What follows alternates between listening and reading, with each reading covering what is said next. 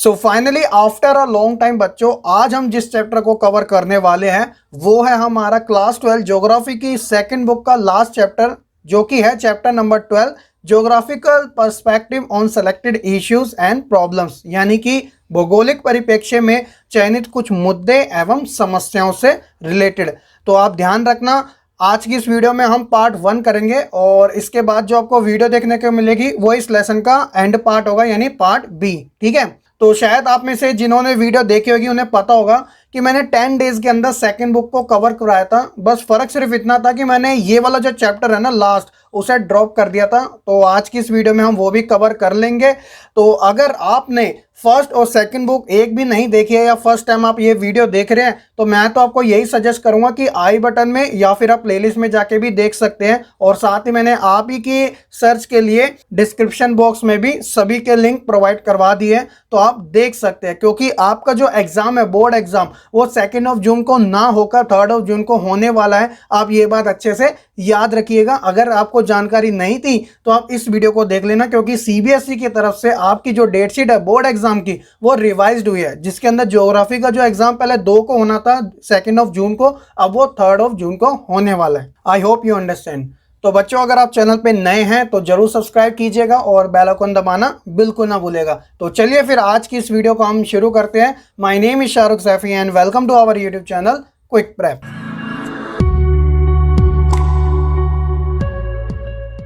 If अगर content की बात की जाए इस चैप्टर के, तो आप अपनी स्क्रीन पर इस चैप्टर का नाम देख सकते हैं, जो कि है भौगोलिक परिप्रेक्ष्य में चयनित कुछ मुद्दे एवं समस्याएं, यानी कि हमें कुछ प्रॉब्लम्स और इश्यूज के बारे में बात करनी है एज अ ज्योग्राफिकल पर्सपेक्टिव। तो आप अपनी स्क्रीन पर देख सकते हैं, ये हमारा पार्ट 1 का कंटेंट है और इस साइड हमारा पार्ट बी का कंटेंट है। तो आज की इस वीडियो में हम पार्ट ए के बारे में कवर करने वाले हैं, वो है हमारा पर्यावरण प्रदूषण, जिसके अंदर हम बात करेंगे जल, वायु, भू और ध्वनि प्रदूषण के बारे में। और यही आपका इस चैप्टर का सबसे मेन कंटेंट है। इससे रिलेटेड आपका एक ना एक क्वेश्चन एग्जाम में जरूर पूछा जाता है। ठीक है, और उसके बाद जो आपका सेकंड पार्ट होगा वो अलग से सेपरेटेड है, इसलिए अलग अलग टॉपिक आपको देखने को मिलेंगे, जैसे कि गंदी बस्तियों की समस्याएं, ग्रामीण शहरी प्रवास, नगरीय अपशिष्ट का निपटान यानी जो कचरा होता है, और साथ ही भू निम्नीकरण। और इसके बाद मैं लास्ट में आपको एक केस स्टडी भी बताने वाला हूं, जो कि झाबुआ डिस्ट्रिक्ट यानी जिले से रिलेटेड होगी, और ये आपके कंटेंट में इंक्लूड किया गया है। तो ये है आपका इस लेसन का प्रॉपर कंटेंट। आई होप कि आपको अच्छे से समझ भी आ चुका होगा। तो चलिए फिर बच्चों बात करते हैं सबसे पहले वाटर पॉल्यूशन यानी कि जल प्रदूषण के बारे में। जल प्रदूषण, आपने क्लास 6 स्टैंडर्ड से लेकर 12 स्टैंडर्ड तक ना जाने कितनी बार जल प्रदूषण के बारे में सुना भी होगा, पढ़ा भी होगा और कहीं ना कहीं दूसरों को बताया भी होगा। लेकिन यहाँ हम बात करेंगे जो आपकी बुक में मटेरियल आपके लिए प्रोवाइड कराया गया है उसी के अकॉर्डिंग। तो क्या बात की गई है बच्चों कि बढ़ती हुई जनसंख्या यानी जो पॉपुलेशन ग्रोथ है और इंडस्ट्रियल रेवोल्यूशन या यूं कहा जाए जो औद्योगिक विकास है ना, उसी के परिणाम स्वरूप हमने क्या किया है, जल को सही तरीके से उपयोग ना करके जो जल की गुणवत्ता है यानी जो वाटर की क्वालिटी है ना, उसका बहुत ही ज्यादा अधिक निम्नीकरण किया है। यानी कि हमें वाटर की जो क्वालिटी है उसके अंदर गिरावट देखने को मिली है। जैसे कि जो नदियां हैं, नहरें हैं, झीलें हैं, तालाब है, उसके अंदर जो जल की शुद्धता थी ना, उसमें गिरावटें आई है। क्योंकि बच्चों अगर आप गूगल पे सर्च करते हो तो आपको यह देखने को मिलेगा कि आज के समय भी 70% जो वर्ल्ड की पॉपुलेशन है ना, सिर्फ 2.5% ही फ्रेश जो वाटर होता है, जो प्योर वाटर होता है, उसे यूज कर पा रही है। क्योंकि वर्ल्ड के अंदर हालांकि जो पृथ्वी है उसे नीला ग्रह कहा जाता है, क्योंकि पृथ्वी के ऊपर सबसे ज्यादा पानी अवेलेबल है, लेकिन जो पीने योग्य पानी है ना उसकी बहुत ही कम मात्रा है। सारा जो पानी है वो खारा है, समुद्री पानी है। ठीक है, और ऊपर से जो अल्प मात्रा में यानी कि छोटी छोटी क्वांटिटी में कार्बनिक, अकार्बनिक जो पदार्थ है वह पानी में मिल जाते हैं। इन्हीं पदार्थों की सांद्रता बढ़ने से हुआ क्या है कि जल के अंदर जो प्रदूषण है यानी जो पॉल्यूशन है ना, उसकी मात्रा में वृद्धि देखने को मिली है। और इन सब का परिणाम ये निकला है कि आज हम उस पानी को सही तरीके से इस्तेमाल ही नहीं कर पाते, यानी वह पानी उपयोग्य है ही नहीं। और ऊपर से जो जल की शुद्धिकरण है उसकी क्षमता में भी कमी देखने को मिली है। तभी तो औद्योगिक विकास के कारण जो मशीनीकरण हुआ है यानी जो प्योरिफिकेशन हो रहा है पानी का, वह इन्हीं के माध्यम से तो किया जा रहा है। हम डायरेक्ट तरीके से नहीं कर पा रहे, मशीनों के ऊपर डिपेंड करके इन पानी को यूज कर पा रहे हैं। चलिए बच्चों, अब बात करते हैं जल प्रदूषण के प्राकृतिक और मानवीय स्रोतों के बारे में। तो सबसे पहले प्राकृतिक स्रोत कि ऐसे कौन कौन से हैं जिनकी वजह से जल प्रदूषण में वृद्धि देखने को मिलती है। तो सबसे पहला है वो है अपरदन। अपरदन मतलब इरोजन, आपने मृदा अपरदन के बारे में सुना होगा, यानी कि भूमि का कटाव। उसी तरह भूस्खलन, पेड़ पौधे, मृत पशु के सड़ने गलने इत्यादि, ये सभी कारक जो है वो कौन से प्राकृतिक है जो कि जल प्रदूषण में बढ़ावा देते हैं। और वहीं अगर हम बात करें मानवीय क्रियाकलापों की जो कि हमसे जुड़े हुए है, तो इसके अंदर बात आती है सबसे पहले उद्योगों की यानी इंडस्ट्रीज की, और उसके बाद कृषि यानी एग्रीकल्चर, और जो हमारी कल्चरल जो एक्टिविटीज होती है यानी जो सांस्कृतिक गतिविधियां होती है ना, ये सभी जो होते हैं ना वह क्या करते हैं, जल प्रदूषण में बढ़ावा देने में अपनी भूमिका को निभाते हैं। देखिए एक बात आप ध्यान रखिएगा, ये कोई नकारात्मक चीजें नहीं है, लेकिन नुकसान होता है इससे पर्यावरण को, वो बात अलग है। यदि अगर हम इन चीजों का इस्तेमाल नहीं करेंगे तो होगा क्या कि हमारा जो विकास की गति है वह दूसरे की तुलना में कम हो जाएगी। तो इसलिए हमें इन चीजों का इस्तेमाल भी करना जरूरी है। अब ऐसा तो नहीं है कि उद्योग जो है, मशीनें जो है उनका काम रुक जाना चाहिए या फिर कृषि बंद हो जानी चाहिए क्योंकि इससे जल प्रदूषण को बढ़ावा होता है। ऐसा नहीं है, आपको ऐसा नहीं सोचना पड़ेगा। बस ये है कि यहाँ पर सीमितता की बात की जा रही है, यानी कि लिमिटेशन की बात की जा रही है कि आप कितनी मात्रा में उस चीज का उपयोग कर रहे हैं। तो ये सारी बातें आपको समझना पड़ेगी। इसलिए आपने सस्टेनेबल डेवलपमेंट यानी कि विकासात्मक अवधारणा के बारे में सुना ही होगा कि हम रिसोर्सेज का कुछ इस तरीके से इस्तेमाल करें कि जो आने वाली पीढ़ी है ना उनके लिए भी वह चीजें बच सके, और इसे ही हम सतत पोषणीयता विकास के नाम से जानते भी हैं। और एक बात ध्यान रखिएगा, औद्योगिक प्रक्रिया जो है ना वह जल प्रदूषण में सबसे बड़ी मानी जाती है, क्योंकि इंडस्ट्रीज के अंदर यानी बड़े बड़े कारखानों के अंदर जो मशीनीकरण है वो तेजी से काम करता है। तो उसी मशीनीकरण के कारण से बहुत सारी चीजें जो होती है वह पानी में इंक्लूड की जाती है या हो जाती है, जैसे कि औद्योगिक कचरा हो गया, प्रदूषित अपशिष्ट जल हो गया, जहरीली गैसें, जो केमिकल अवशेष होते हैं, रासायनिक अवशेष, अनेक भारी वस्तुएं, धूल, धुआं, ये सभी चीजें जो होती है वह क्या होती है, औद्योगिक कचरे को बहते हुए जल तथा झीलों में विसर्जित कर दी जाती है। और इसी कारण जल प्रदूषण के अंदर जो औद्योगिकरण है ना वो सबसे बड़ा रीजन माना जाता है।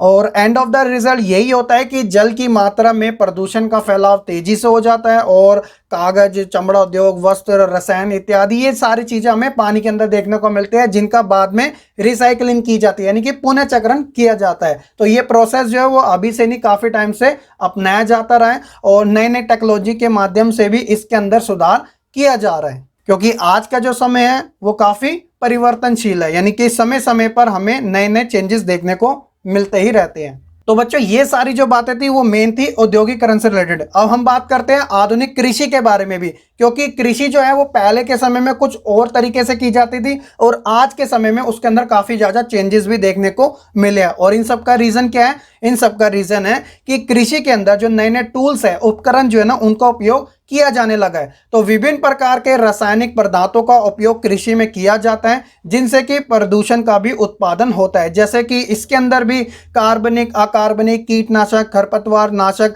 ये सभी रासायनिक जो होते हैं वो जल के माध्यम से जमीन में, यानी कि जो धरातलीय जल होता है ना, लैंड वाला, अंदर जमीन के अंदर भौम जल जिसे हम कहते हैं, उसके अंदर ये पहुंचाया जाता है। और इसी की वजह से धरातलीय जल में क्या होता है कि जो नाइट्रेट की मात्रा होती है ना उसमें वृद्धि हो जाती है, जो कि जल प्रदूषण में बढ़ावा देने में अपनी भूमिका को निभाती है। तो एक तरफ औद्योगिकरण, दूसरी तरफ एग्रीकल्चर, और तीसरी तरफ भारत के अंदर जो तीर्थ यात्राएं होती है, धार्मिक मेले लगाए जाते हैं, और पर्यटन यानी जो घूमना घामना लगा रहता है, इन सब की वजह से भी, यानी ये जो हमारी कल्चरल एक्टिविटी होती है वह सब जल प्रदूषण का कारण भी बनती है।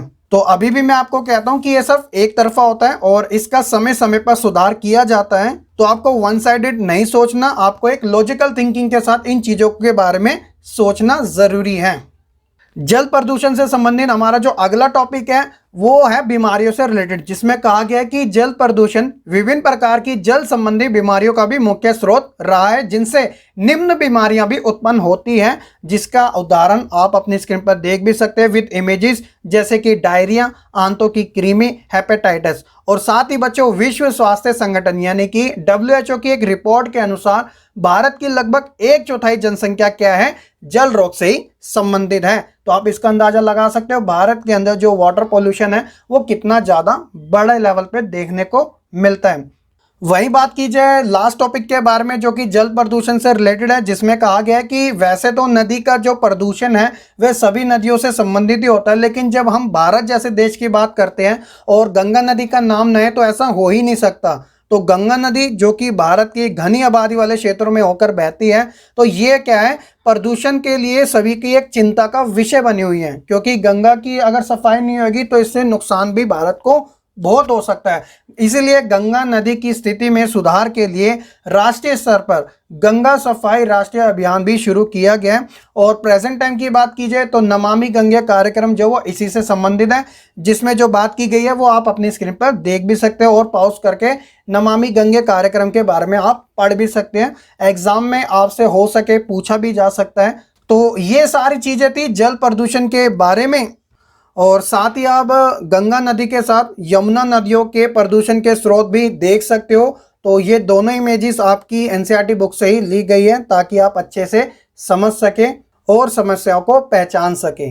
तो ये सारी चीजें थी जल प्रदूषण के संदर्भ में। आई होप कि आपको अच्छे से समझ भी आ चुकी होगी। मैंने आपको बिल्कुल स्टेप बाय स्टेप अलग अलग टॉपिक वाइज आपको जल प्रदूषण से रिलेटेड समस्याओं के बारे में आपको बताया, जो कि इस चैप्टर के अंदर ऑलरेडी दिया हुआ था और इसी के अकॉर्डिंग आपको अपनी तैयारी भी करनी पड़ेगी।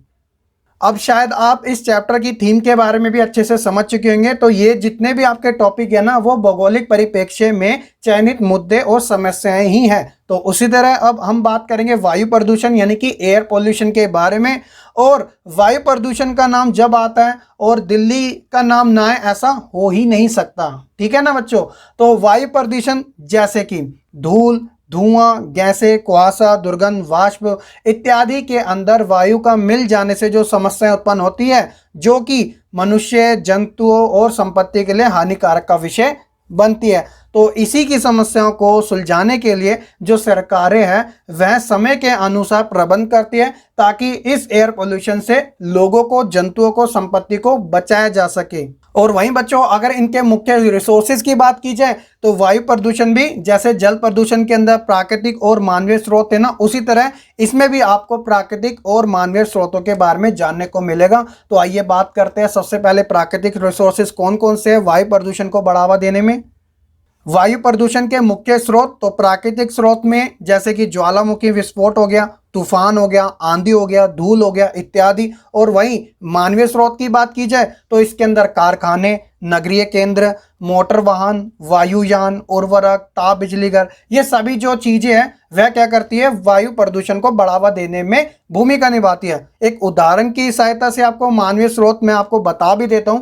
जैसे कि उद्योगों की अगर बात की जाए तो उद्योगों के अंदर क्या होता है, मशीनीकरण ज़्यादा होता है और मशीनीकरण के अंदर क्या क्या चीज़ें निकलती है, जैसे कि जहरीली गैसें होगी, राख होगी, धूल होगी, जो कि हवा में, पानी में घुल मिल जाती है। उसी तरह ताप बिजली घर के अंदर गंधक, नाइट्रोजन ऑक्साइड, कार्बन डाइऑक्साइड, ये गैसें। उसी तरह मोटर वाहनों के अंदर मोनोऑक्साइड, सीसा वायुमंडल में छोड़े जाते हैं और इससे ये भी होता है कि जो ओजोन परत है ना वह पतली होती है। और CFC आप जानते होंगे, क्लोरोफ्लोरोकार्बन जिसे कहा जाता है, ये भी वायुमंडल में छोड़ा जाता है। तो ये सारी की चीजें किस में गिनी जाती है, ह्यूमन एक्टिविटी में, यानी कि मानवीय रिसोर्सेज में। तो बच्चों काफी शॉर्ट था वायु प्रदूषण के बारे में। आई होप कि आपको अच्छे से समझ भी आ चुका होगा।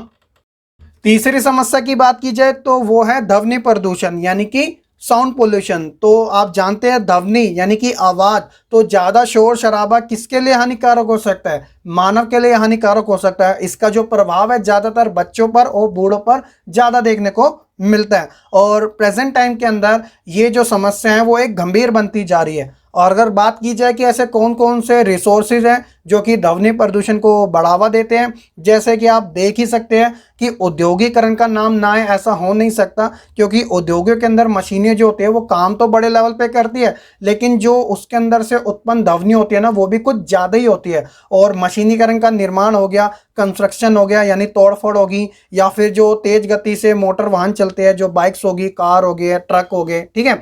उसी तरह सायरन, लाउड स्पीकर, फेरी वाले और कुछ सामुदायिक गतिविधियां यानी कि जो कल्चरल एक्टिविटी जैसे कि जो फेस्टिवल मनाए जाते हैं, होली, दशहरा, ईद, इन सभी पे क्या होता है, लोगों का शोर शामिल होता है और ये सारी चीजें क्या करती हैं, ध्वनि प्रदूषण को बढ़ावा देती है। एक क्वेश्चन 1 मार्क में आपसे ध्वनि प्रदूषण से ये पूछा भी जा सकता है, जो सुस्थिर शोर होता है ना, उसे डीबी मतलब होता है डेसिबल, इसके संदर्भ में ध्वनि के स्तर को मापा जाता है। डीबी के बारे में अगर नहीं जानते तो बच्चों होता क्या है कि जो साउंड होते हैं ना, वो एक्चुअल में डीबी से ही मापी जाती है। आपने देखा होगा जो सॉन्ग्स होते हैं, जो अलग अलग सिंगर गाते हैं, तो उनकी साउंड कितनी अच्छी होती है, तो उनका जो रेशियो होता है ना, वो डीबी के अकॉर्डिंग ही तय किया जाता है, ताकि जो सुनने वाले हैं उनको काफी कंफर्टेबल म्यूजिक सुनाई दे। ठीक है।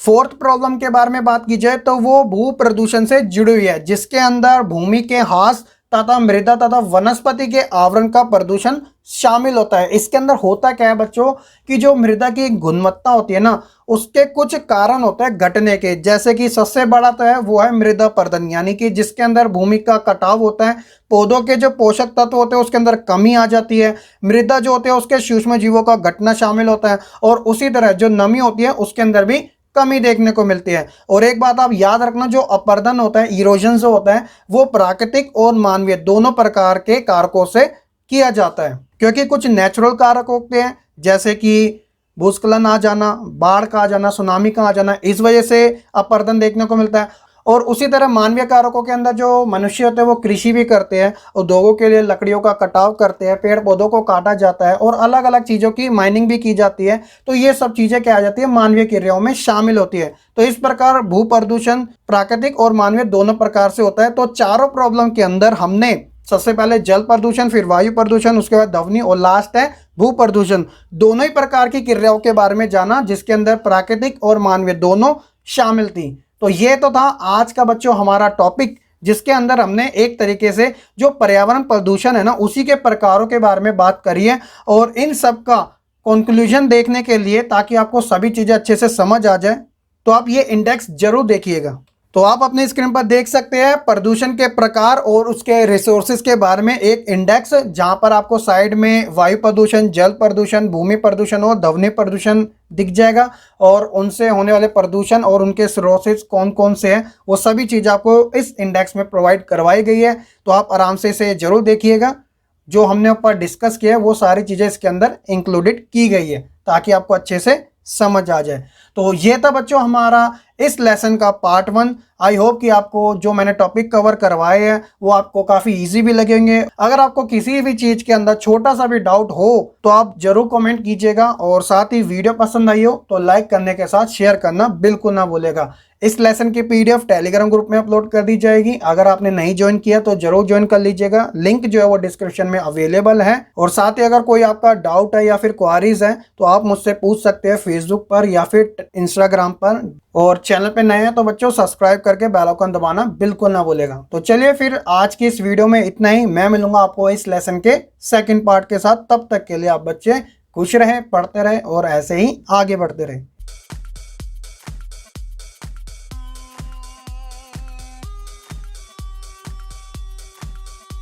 खत्म, bye bye, tata, goodbye, गया।